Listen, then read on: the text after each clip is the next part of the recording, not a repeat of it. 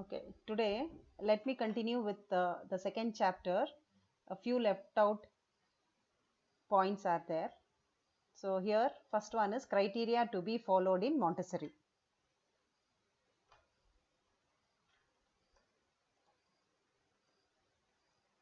So criteria to be followed in Montessori. The first one is indirect preparation.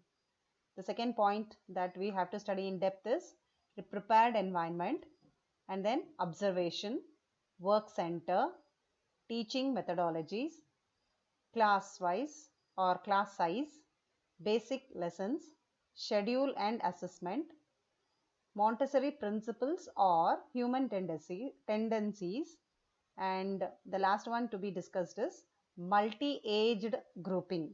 So one by one, let's know what it is. Indirect preparation means always in a Montessori classroom, a teacher should prepare her lessons very well.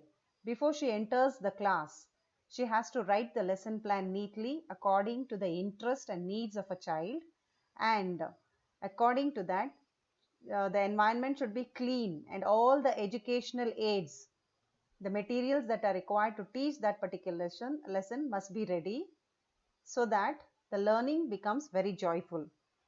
Montessori always stresses on usage of the aids and activities. So this is the classroom. It is very neat and tidy. All the required materials are placed in its shelves according to the class areas or the subjects, and once the child is ready, enters the class, will be attracted towards the cleanliness of the classroom. The environment should be very clean. So next one is prepared environment. The same thing. If the environment is ready, the classroom and the learning becomes joyful. Every lesson should be presented in a very systematic manner, and for this proper preparation is required, a proper lesson planning is required, and the lesson plan must be ready. And then proper methodology, teaching methodology must be used with proper aids and activities. Here you can see how a teacher has made the children sit in a circle and every child is engaged with a sort of a material. This also gives an example for freedom of choice. And here the teacher is observing how the child is performing the task given to it. A child here is doing with a cylindrical box, here the color tablets and different materials the child is having, and the teacher is supposed to keep the materials ready and observe what the child is doing, and if at all it is required, teacher goes near to the child and will start teaching the child. So this is one-to-one teaching. Here the teacher is explaining to the child about the different direction or the color tablets. So as I said, and we have seen in the previous slide, scientific observation of the child's development is recorded. In Montessori, the teacher is known as directress. And what are the things the teacher should observe? First is how good the child is in concentration. When a material is taken by a child, is the child able to concentrate completely on the material and is able to complete the task given? So that has to be recorded. And social development. Here, social development means interacting with other children. Whether the child is having a good behavior, whether he knows how to share, how to care others, his grace and courtesy, he knows to wish others or offer help. So these are called interacting with others, social development. Whether that is good or improving or progressing or bad, everything should be recorded to improve the child's behavior. And next one is physical development. Always it is not important to see the child mentally grows or intellectually grows. His physical development is very, very important. Whether the child is very active in the child, there is a fast movement, quickly moves, quickly responds, whether he shakes his complete body, his legs, his hands, whether he is able to jump to certain height, throw the ball, catch the ball, his finger developments, his toes development, his eyesight. whether he is able to hear properly, walk properly, run at the required level. All these things should be keenly observed by a teacher, and assessment should be written. So these are the main things a teacher should observe. So here the teacher is sitting and just observing how well the child is concentrating, and whether the child is able to grasp what the teacher is telling, whether the child is able to follow the instructions given by the teacher, and how good is the child doing the task or completing the task. And here also you can see the teacher is just a facilitator. In Montessori, the teacher is known as a facilitator, where she sits and there's a lot of freedom for the children to move around the classroom. They have no fixed place or fixed seat.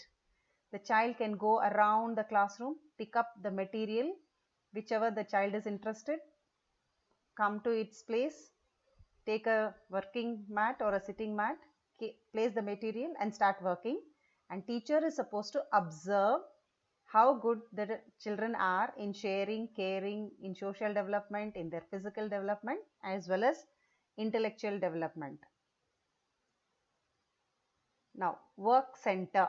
Work center is nothing but a place in the classroom, and the classroom, as I earlier said, should be very clean, spacious, and it should be a perfect environment where all the subject areas are covered and the children are very free to move around.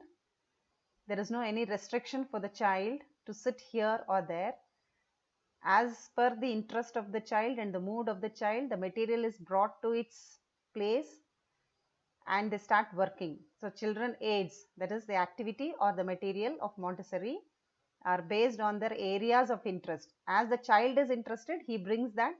When he tries to do, the teacher is supposed to observe, and if the child gets struck, only then the teacher is supposed to go and teach the child. So this is the work center. That means there's a lot of freedom for a child to select the material according to his mood and interest. See, here we can see the teacher is sitting in a place and encouraging the children to do the work on themselves. And here and there, teacher moves around checking whether the child is able to perform the task given. Any required help, then the teacher guides the children sitting very close by. You can see in the slide how children are sitting and all the materials are placed. These materials are placed in shelf. So in one place all sensorial materials are placed. In one place all the mathematic, and in other shelf practical activities are kept. So this is a maths material which these two children are doing. So in this picture we can see different areas, and each child is trying to take a material of his interest and trying to do it, and the teacher, who is known as a facilitator or a directress, observes the child's work and if required guides them. Now coming to teaching methodology. Montessori says that no textbooks are required to teach any subject. Children learn directly from the environment and from each other. So no lessons are conducted for the whole class. Large groups occur only in the beginning of a new class or the new lesson. The first thing is, let me tell you, we have to understand what does a 2.5-year or 3.5 child requires according to the subject. Suppose we take English, a language. The first thing the child should know is to pronounce or to identify the letters A to Z and their phonic styles. So for this particular textbook is not required. Teacher must be well knowledgeable, should have content to teach that. So after that, using this phonic method, teacher should start with 2-letter words and then go with 3-letter words and then slowly form small sentences and make the child to read. Suppose it is in numbers, use lot of materials and teach them how to count the numbers and identify the numbers and the figures. So in this manner, teachers should have the content and should know what to teach 2.5 to 3.5 year kids up to 5 years, and accordingly frame the syllabus and start teaching. And children, as they observe, suppose it is colors, we can directly tell the children or show the materials from the environment. It is not necessary that particular material should be in our hand to show the colors. In our surroundings, we have different colors. So showing that, we can teach them the colors. Suppose our screens put up in our classrooms are red in color. We can touch those screens and say, these screens are red in color. And suppose we have flowers which are yellow in color. We can say, the flowers in my hand are yellow in color, and the pen in my hand is blue in color. And later we should ask the children to show red color other than the screen. Is there any color in the environment or in the classroom which is similar to the screen, which is similar to the red color of the screen? Here the children runs around to find out if there is any other red object in the classroom. Similarly, we can give them the task of yellow, find out where yellow is, or run and touch the color which is yellow in color in the classroom. So this is how they learn from the environment and from the other children too. If they are little slow, there will be some children who are too fast. So while observing those children who are too fast, the other children also try to learn, and they will slowly start progressing. And then in the previous we have seen, as the child is interested, brings the material, and then the teacher will start teaching. But the same thing here too. No same lessons are conducted for the whole class. Each child is given a different lesson from different areas, and as the child is performing the task through the material, teacher will guide the children to do. Only in the beginning, teacher makes the children sit in a circle, which is known as a circle time. There she introduces a new syllabus, new class. So this is an example how in the beginning of the class or the day, teacher makes sit the children in a circle. You can see even the carpet is designed in a circular manner so that teacher becomes one among them. All the children will be able to see the teacher, and the teacher is able to see all the children here, and whatever material she is using, she will explain in depth, and every child will get a chance to touch, to feel, to see, and to sense that. And later on, the children are left free to go around, pick up the material and learn. So every day during the circle time, a new chapter is taken and introduced by the teacher. This is only the period where the whole class is together. The rest of the day, according to Montessori, children are left free to do the lesson according to their choice and their interest. So here also the teacher is sitting and using some materials and teaching all these children. Now there are 3 materials. Each child can handle it and do along with the teacher. Now coming to the class size. What should be the ratio between the children and the teacher? That means in a class, how many children can be easily handled by a teacher, or how many children can a teacher pay attention at a time. In Montessori, usually for 3 to 6 years or 6 to 12 years, the ratio between children and teacher. For 35 children, one teacher can easily handle with one assistant teacher or auntie. So 35 will be an ideal children. More than this, a teacher also finds very difficult to handle. So easily the teacher can handle 35 students at a time. Now coming to the basic lessons, or we say areas or subjects that are dealt in Montessori classroom. English. English is also known as language, which is repeated here. And children learn maths. In English, children should know the phonics in the beginning, identifying the letters through phonics, that is A to Z, and later 2-letter words, 3-letter words, framing small sentences, and slowly the teacher progresses towards grammar. All the parts of speech are introduced in English: noun, pronoun, adjective, adverb, prepositions, conjunctions, interjections. So all these are introduced along with opposites, gender, and certain rhymes and stories for developing their communication skills. In mathematics, children should know to identify the numbers for counting. And when it comes to cultural science, it deals with biology, chemistry, and physics, or living things and non-living things, physical properties and chemical properties, all are dealt in science. Social studies is a subject where child learns about the history of a man, the geography and the civics, about the kings, the queens, the administration, the countries, the capitals, the flags, continents, rivers. So all those things are dealt in social studies, about the customs, tradition, the food that they eat, the dress that they wear. All these things are dealt in social studies. In arts, children learn to be very creative. To develop their creativity, art subjects are introduced, where the child starts scribbling with colors in the beginning and slowly tries to color and then starts drawing. This also increases their fine motor skills and increases their creativity. Music and dance also will be a part of cultural subject, where they will know how to shake their body, and if they really have the rhythm in their body, they'll start dancing very well. And children who can sing will improve more in singing, and they may become great singers too in future. Now coming to schedule and assessment.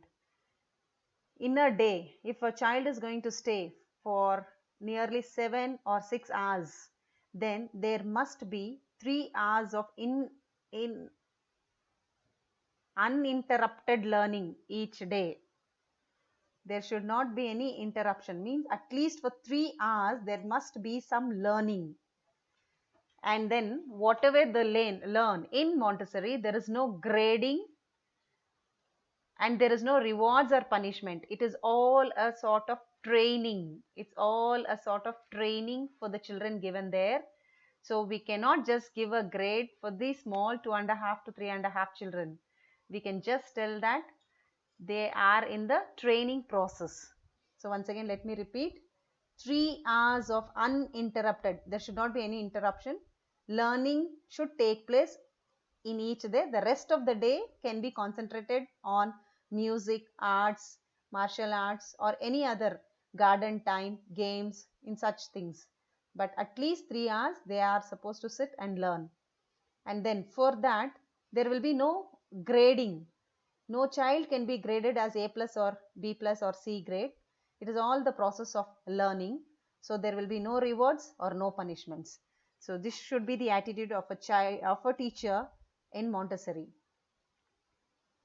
Now coming to multi-age grouping, there are different groups according to the age. Now the first group is called as Nido. Nido is the first group. The age 0 to 1 age of children come under this Nido group, or until they walk. And here day care centers are opened for specially the parents who are working. So these parents admit their children in Nido group, where the children are completely taken care with only nutrition and with some games. No learning takes place here. The second group is called as infant. So this is the second group, infant. It's called as infant community. 2 to 3 years of children are known to be infant. And the third group is Casa di Bambini. So this group consists of 2.5 to 3.5 years of children. And the next group is elementary group, elementary age group. So they are fourth group. 6 to 12 years children come under this elementary group. So here their growth, they would have grown well in emotional, physical and intellectual. They are very intelligent children. Physically they would have become very strong, and emotionally they are very stable. They know what is right and wrong, when to cry, when not to cry, where to laugh, where not to laugh. They are not very sensitive. They are very stabilized at this age, 6 to 12 years. They are very stabilized in emotional, and physically also they are little strong, and they are quite matured children. And next is kindergarten children. This is the last group. So this comprises 12 to 15 years, and they have grown very well in intellectual and emotional. Whenever we are supposed to refer, when we say nido, we should come to a conclusion that these children are from 0 to 1 year or 1.5 to 2 years children. So they are called as nido group. Infant means second group, 2 to 3 years. Okay, so this is about multi-age grouping. And main Montessori principles or human tendencies or methods of Montessori. So what exactly it tells? Every day there must be 3 hours of work, and every child must be allowed to explore. As I was giving an example, if my lesson is on colors, I would have shown them 2 or 3 objects of red color, or 1-2 objects of yellow color or black color. Then I ask children to go out, search the similar colors which I have taught, identify in the environment or collect those objects and bring. So the child, what he does, he goes out and he explores, he searches whether there is a similar object with red, yellow, black, and tries to bring that to the class. So this is how we should allow the children to explore and identify what he learns in the class. Suppose the teacher would have taught counting. 1 means 1 object, 2 objects, 3 means 1 2 3, 4 1 2 3 4. So now the teacher can give a task asking the children to collect. Each child can be told, one child can just go out and collect 1 stick, the other child can go collect 2 leaves, the other child should go out and collect 3 stones, the fourth child can go get 4 pencils. So if the child tries to collect 4 pencils or 2 leaves or 3 stones, then whatever we have taught will be justified and it's correct. This is how the child is made to explore. So during the exploration, the child moves a lot. So here physical development takes place. And along with that, he discusses with the group. If there is a team game, we allow the child to share their thoughts, and they work in teams, they share and they get the work done. And when such works are given, they try to be very independent. This helps the child to grow independently, to do their work independently, not only in school, but they try to grow independent or do their works on their own even at home. And then as we keep on teaching them, they learn how to be in order. Montessori tries to teach them to be in order. It tries to teach them to make their own decisions. Suppose the same task like get 1 stick or 2 leaves. If the child makes the decision, knows how many sticks he has to bring, how many leaves he has to bring. He knows whether he is doing it right or wrong. And suppose the child brings instead of 2, 3 things, we can just make the child rethink whether the decision or the things he has done is right or wrong. If he has brought instead of 2, 3 things, we can just ask him to think and take a right decision. The child will be able to think and do the right thing. This will lead him for self-control. And whatever abstract ideas he has, he learns it from his experience. Abstract ideas means the things which is not easily understandable. When I say 3 objects, if I just keep explaining without showing any material, it becomes an abstract idea. Suppose I show him 3 sticks, 3 stones, 3 cups, 3 mobiles. He gets a proper idea what is number 3. And then when I ask him to move, to explore, to work, then he is able to come to a conclusion what is 3. After collecting, he learns in a perfect manner the number 3. I am just giving an example. In the same manner, everything should whatever is in abstract should be made into concrete. Concrete means in the live way, practical way. If the child learns through his experience, when he works, he becomes a better person. He learns better. And also sometimes he will use his creative imagination. Every child is born with one or the other sort of potentiality. By making the child do practically, his own creativity comes out, his own imagination comes out. Maybe he may do the work much better than what we expect. And giving the task and making them to do practically makes the child work hard too. So such tasks should be always repeated. Montessori tells that the task should not be stopped only for one lesson. For every lesson, for every topic, it has to be repeated. So this will help the child to concentrate more and more. In this manner, the work should go on in a classroom.